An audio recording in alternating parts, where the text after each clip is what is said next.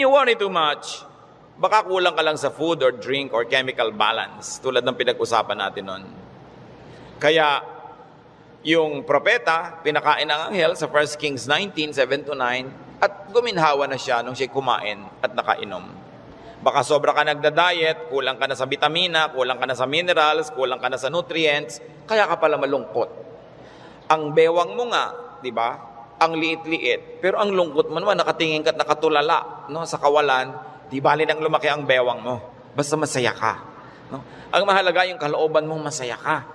Kasi ang buhay maiksi. Alangan namang ubusin mo pa sa lungkot yan. Kailangan i-maximize mo yung saya. Kaya si Timothy na laging sinisikmura, sabi sa kanya ni Paul sa 1 Timothy 5:23, stop drinking only water and use a little wine because of your stomach and your frequent illnesses. So kulang siya sa chemical balance. Binabalanse. The Lord Jesus' prescription against worry, Matthew 6:26-34. Sabi niya, look at the birds of the air. They do not sow or reap or store away in barns, and yet your heavenly Father feeds them. Are you not much more valuable than they? Who of you by worrying can add a single hour to his life? Sabi, ba't ka nag-aalala? Kita mo yung mga ibon, hindi naman yan nag-agriculture, pero pinapakain, buhay din yan. Mas mahalaga ka kaysa ibon. Kaya ang unahin mo, manalangin, lumapit sa Diyos, manalig. Tapos marami ka pang ibang alalahanin, etc., etc. Kaya sa verses 26-34 ng Matthew 6, sabi ng Panginoong Jesus, and why do you worry about clothes? See how the lilies of the field grow. They do not labor or spin. Yet I tell you that not even Solomon in all his splendor was dressed like one of these. And if that is how God clothes the grass of the field, which is here today and tomorrow is thrown into the fire, will He not much more clothe you, O you of little faith? Sabi, ba't ka nag-aalala kung ano isusuot mo? Mga little things pa yan. Kasi yung damit dyan, symbolic of all other things. Food and drink, symbolic of all our needs. Plus, what to wear. Sabi niya, nakita mo yung mga damo. Hindi naman gumagawa ng tela yan. Hindi yan naggagawa ng damit. Pero kahit si Solomon, sa kanyang kayamanan, hindi nakapagbihis tulad ng magagarang damo na yan. At kung yung mga damo na buhay ngayon, bukas ay tuyot na at sisigan na lang, ay dinadamitan ng Diyos ng maganda, ikaw pa kaya ang pabayaan ng Diyos?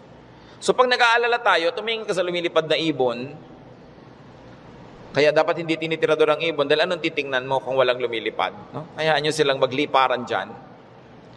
At tumingin ka sa damo na maganda, tumingin ka sa isda na maganda, tumingin ka sa lahat ng magagandang likha ng Diyos, ikaw pa kaya ang hindi alagaan? Kung yan nga, inaalagaan. Kaya sabi ng Panginoon sa Matthew 6:26-34, kadugtong, so do not worry, saying, what shall we eat? Or what shall we drink? Or what shall we wear? For the pagans run after all these things, and your heavenly Father knows that you need them. Nag-aalala ka kasi alam mo kakailanganin mo. Huwag mong kalimutang alam ng Diyos na kailangan mo yun.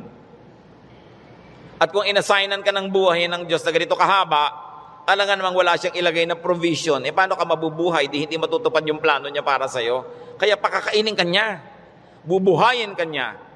Maaaring hindi siya laging gumawa ng himala, pero itinanim niya sa iyong isip, sa iyong puso, sa iyong naturalesa, na bubuhayin mo ang iyong sarili kahit anong mangyari. Life finds a way.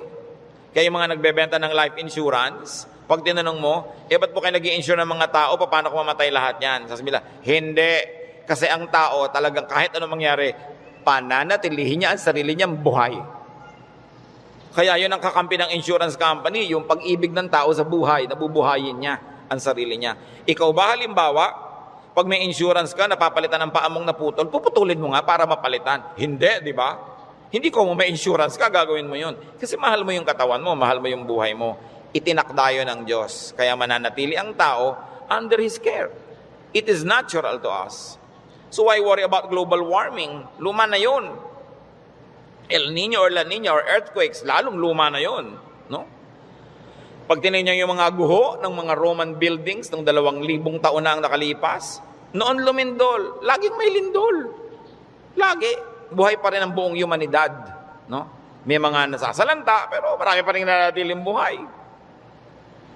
At as we always say, earthquakes don't kill, but bad buildings do. Kaya nga nagkakaroon ng kapabayaan yung mga tao. Kumisan, mapahamak tuloy. Yung mga earthquake na yan, noon pa yan, unang panahon 오늘 우리 결혼기념일. 그래서? 사랑해서 결혼하는데 결혼하면 왜 사랑을 안 해? pa. Hindi na yan bago. Sabi sa Ecclesiastes 1:9-10, what has been will be again. And what has been done will be done again. There is nothing new under the sun. Alam na yan ng Diyos.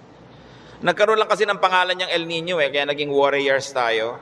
Nung araw pa sinaunang panahon, hindi umuulan, yung mga tao magpoprosesyon sa mga bukid para umulan. Nangyayari na nun. Pero may bukid pa rin, may tao pa rin, dumadami pa nga. Is there anything of which one can say, look, there is something new? It was here already, long ago. It was here before our time. And if it was here before our time, then it was God designed, God ordained. It is in accordance with God's will.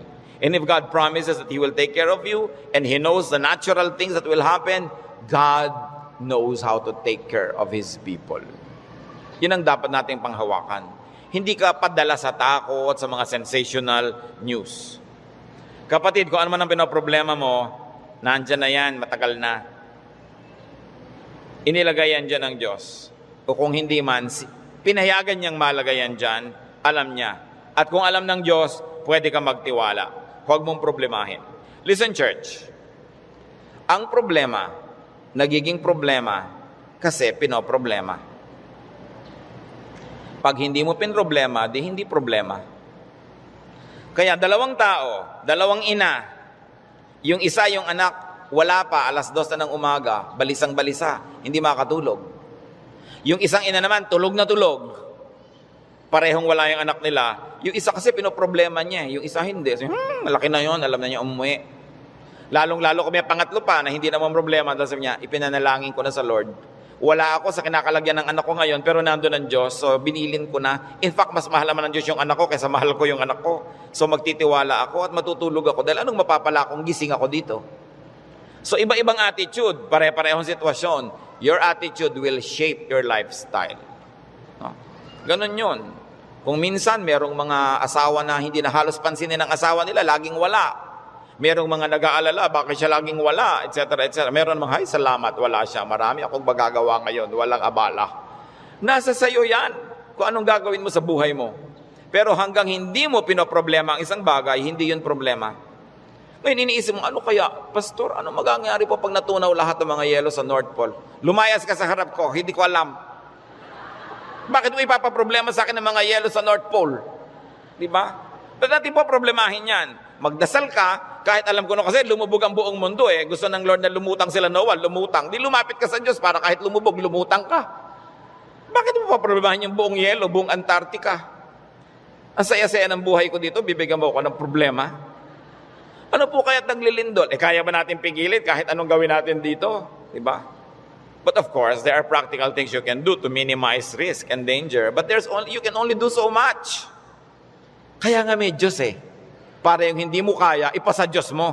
Magtiwala ka at mag-enjoy ka ng buhay. Gumawa ka ng mabuti. Kaya tayo gusto ng Diyos na pumanatag, tumahimik, para sa kapanatagan at katahimikan, ma-inspire kang gumawa ng mabuti. Hindi lang para magpasasa sa sarap. Your stability in life, your wealth, your security, your health, should not only be used for your personal enjoyment. It must become the springboard for much nobler missions in life. Na kumbaga, wala ka ng need, so pwede ka na magbigay. Malakas ka naman, pwede kang tumulong. Tahimik ang loob mo, pwede kang umakay, umunawa sa mga magugulo ang loob. Kaya gusto nating pumanatag, umayos, hindi lang para magpasarap. Para magawa natin yung misyon na ibinibigay sa atin ng Diyos na maging blessing tayo sa ating mga kapwa-tao. So, brothers and sisters, think about the things you worry about. It's your decision if you like to turn them into problems. Pag pinroblematize mo. Maraming mga tanong pa, mga doktrina na hindi natin alam, ano po kaya ang itsura natin sa langit? Hindi natin alam, ang problemahin mo, mapasama ka doon. At alam natin yan, manalig ka sa Panginoon, humingi ka ng tawad para sa iyong mga kasalanan, tanggapin mo si Jesus sa Panginoon tagapagligtas, At siya na ang may problema sa mga detalye. Bakit mo pinoproblema? Kahit naman tayo magtalo, mapuyat, hindi natin masasagot. Ipa sa Diyos ang mga bagay. Ito ang isa sa mga pinakamalalalim na regalo ng Diyos sa atin sa pananalig. Nagkakaroon ka ng kapayapaan. Nagkakaroon ka ng katahimikan. Matthew 6:26-34, karagdagan. Sabi ng Panginoon, sa halip ng mga problema kayo, seek first His kingdom and His righteousness, and all these things will be given to you as well. Therefore, do not worry about tomorrow, for tomorrow will worry about itself. Each day has enough trouble of its own. Huwag laging alalahanin ang nakaraan, nakakalungkot. Kaya pag kami mga medyo senior ladies magpa-party, tas ini-invite ako, baka ang tugtog nyo, puro 60s and 70s, ha? Ayokong pumunta. Puro na lang tayo nung high school natin, nung ganyan. Wala na ba tayong future? Puro past na lang ang pinag-uusapan? Kaya kung minsan nakakatamad na rin umatin ng mga high school reunion, walang pinag-uusapan kundi yung nakaraan. Mahalaga ang tao, engaged niya yung today, hopeful siya about tomorrow, may mga plans siyang pinag-uusapan, hindi puro past, hindi puro lungkot. Kasi sayang ang isang araw na inubos mo sa lungkot, pwede mo namang pasayahin. Okay, maganda rin naman kumisang makinig ng mga lumang tugtog, mag-alala ng kahapon, pero huwag sobra. Because when you romance the past, you will be sad. Marami pa tayong, kaya hindi pa tayo kinukuha ng Diyos, may today pa, para mabuhay tayo today. At yung bukas, hawak niya yan, hindi natin hawak, so huwag niyong agawin sa Kanya. Kaya nagiging mabigat, inaagaw niyo sa Diyos yung pagbuhat sa past. Pero yung today, kayang-kaya nating hawakan sa tulong ng Diyos kasi ibinibigay niya sa atin yung today. So sabi niya, ang alalahanin mo lang yung today. May maiinom pa po kaya tayo, Pastor, sa 2020? Ang layo pa nun. May tubig ka ba sa bahay mo ngayon? Meron po, masaya ka na. Bukas, lalagyan ulit yan ng Diyos. Sabi, give us this day our daily bread. Bakit mo lulutasin yung problema ng isang buong buhay sa isang araw? Yung lakas mo para lang sa problema ng araw na to, inuubos mo sa napakaraming araw na problema, kaya kinakapos. Pero lahat ng problema sa araw na to, kasya ang pagpapala ng Diyos sa araw na ito. Kasya. Humihirap kasi yung blessing today, hinahati mo para sa problem tomorrow. Yung problem tomorrow, may kasamang blessing niya yun nakakambal. So yung ngayon ang atupagin mo sa buhay. Hindi ibig sabihin na hindi ka na magpaplano ng future. Nagpaplano ka generally, but you don't get obsessed with that. But don't fail to live the moment, to savor the moment, because it will never happen again. Alam nyo, kahit anong iniintay nyo, pag wala kayong ginawa kundi hintayin yon, ganun lang pala, sandali lang tapos. Araw ng kasal, anibersaryo, fiesta, event, ang tagal mo pinaghahandaan, tapos sandali lang natapos, sasabi mo, ay tapos na. Marami kasi, nahihirapan silang ihanda yung darating pa, pero pag nangyayari na, they are too busy trying to be perfect, hindi nila na-enjoy. Tapos na. Wala na. Lugi na sila. So, enjoy the moment. Pag kami ikinakasal ako, may ibinubulong akong gano'n. Minsan may tinatanong sa akin, ano po yung ibinulong nyo, Pastor? May mga pakialamera kasi, pati ibinulong mo, tinatanong. Sabi ko, wala. Sinabi ko lang, pagkakainan na, kumain kayong mabuti. Huwag kayong mag-entertain ng mga bisita. Tayo kayo ng tayo. Kasi this is your first meal together as husband and wife. Enjoy it. Stop being warriors and perfect hosts. Enjoy your meal. Ito yung meal, enjoyin ko. O, debut mo ngayon, enjoyin mo. Huwag mo nang isipin na kung ano ang bagay. Kasi mamaya, tapos na yan Dapat ine-enjoy. Pag pangbukas, malayo pa. Do not worry. Focus on today's concerns and pleasures and enjoy whatever can be enjoyed. Philippians 4:6-7. Do not be anxious about anything, but in everything, by prayer and petition, with thanksgiving, present your requests to God. And the peace of God, which transcends all understanding, will guard your hearts and your minds in Christ Jesus. Sabi, huwag kayong mag-alala, huwag kayong matakot, huwag kayong magpanik tungkol sa kahit anong bagay. At sa halip na yan, sa pamamagitan ng panalangin taimtim na may kalakip na pasalamat, ilapit nyo sa Diyos ang gusto nyo. Sabi niya, at makikita nyo yung kapayapaan ng Diyos na mahirap unawain, imposibleng makamit, mararamdaman ninyo. And you will feel secure. So pagka nagkikita yung anxious mga kapatid, nag-aalala, anong dapat gawin? Pray. With thanksgiving. Hindi lang prayer, puro request. May thanksgiving. Kasi nga, habang naaalala mo yung pagpapasalamat mo, naaalala mo, oo nga naman, maraming maganda sa buhay. Pati ikaw, nababago. Don't be anxious about anything.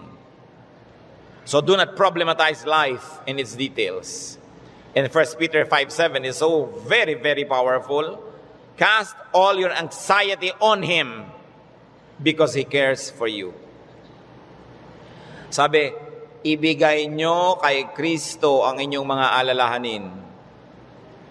Kasi Lord, nag-aalala po ako tungkol sa buhay ko, nag-aalala ako tungkol sa impyerno, nagpapaalala ako tungkol sa buhay na walang hanggan, sa kabilang buhay, nag-aalala ako tungkol sa kakainin ko, sa ganito, sa ganon. Sabi ni Jesus, binayaran ko na yun sa cross, bakit inaalala mo pa? Bayad na yan ha. Kaya sabi, cast all your anxiety on Him. Kasi bayad na. Ipapaalala sa iyo ni Jesus, huwag mo nang problemahin, tapos na yan. Binayaran na. Kaya nga ako nagdugo, nasugatan, nahirapan, nagdusa, namatay, para hindi ka na magdusa. Bakit ginokopya mo ako, hindi naman ikaw ako? Ba't ka naman problema? Problema ko yan. Kaya nga si Jesus, Savior. He is Savior. He is Lord. Lord over all our problems and cares. Kaya sabi ng Ecclesiastes 11:10, so then, banish anxiety from your heart and cast off the troubles of your body, for youth and vigor are meaningless. Sabi, palayasin mo, iwagwag mo ang mga problema mo. Kaya ang laki ng gawa ng word na word, banish. Hindi lang sinabing remove, banish anxiety. And this word anxiety in its original word and language is the same as the clinical word now for anxiety. Yung halos masiraan ka ng bait sa pag-aalala, sa takot, sa panic, sa nervyos. Sabi, iwagwag mo yan, tanggalin mo yan. Hindi yan bagay sa mga anak ng Diyos. Do what it takes para matanggal yan. Kaya mga sinabi natin, maghanap ka ng ligaya, manalangin ka, get busy, alisin mo ang dapat mong alisin, palitan mo ang iyong mga pag-alala ng panalangin, ng kapayapaan, ng pananalig. Bakit? 1 John 4:3, the one who is in you is greater than the one who is in the world. God who lives in you is greater than the spirit that scares you. Kaya napakahalaga na isipin yan, yes, I am a winner because Jesus Christ is a winner. Matthew 10:29-31, sabi ng Panginoon, are not 2 sparrows sold for a penny? Yet not one of them will fall to the ground apart from the will of your Father. And even the very hairs of your head are all numbered. So don't be afraid. You are worth more than many sparrows. Yung maliliit na ibon sa Israel, ang mura-mura, dalawa nun, isang pera lang. Para halos economic value. Sabi ng Panginoon, hindi ba ang mumura ng mga ibon na yan halos walang halaga? Pero wala ni isa sa mga yan ang namamatay nang hindi alam ng Diyos at hindi pinapayagan ng Diyos. Pati sila, pinapayagan muna ng Diyos na mamatay bago mamatay. Alam ng Diyos ang nangyayari sa kanila. Ikaw, sabing ganon, pati nga number ng buhok mo dyan sa anit mo, alam niya. Alam ng Diyos kung ilan nang nalaglag sa unan kagabi, sumama sa shower, ilan niya kung ilan yung tumutubo, alam niya kung ilan yung nalalagas. Ibig sabihin, ang pagkakaalam ng Diyos sa buhay natin, very updated and very detailed. Kaya sabi niya, huwag kang mag-alala. Higit kang mahalaga kaysa maliliit na ibon. Kaya pinapahalagahan ng Diyos ang iyong buhay, pahalagahan mo rin at huwag kang matakot kahit kailan. Ano ang mga ipinag-aalala niyo mga kapatid? Sa mga binanggit natin o sa mga hindi natin nabanggit, palayasin niyo sa buhay niyo yan. At saka sabi niyo, Pastor, ang laki po ng problema ko, walang solusyon. Walang solusyon? Sabi ko, hindi problema yan. Dahil ang problema, may solusyon. So ang sana pala, pag may problema ka, may kakambal yun na solusyon, hindi pala yung problema. At lalo namang hindi problema pag walang solusyon. Wala palang solusyon, di huwag mo solve. Tanggapin mo. Dahil yun ang realidad. Hindi siya problem. Reality siya. So huwag mong ibahin. Dahil yun pala yun walang solusyon. So may solusyon o wala, makabubuti sa iyong unawain yun. Huwag nating problemahin ang buhay. Life is not a problem to be solved. It is a gift of God to be enjoyed.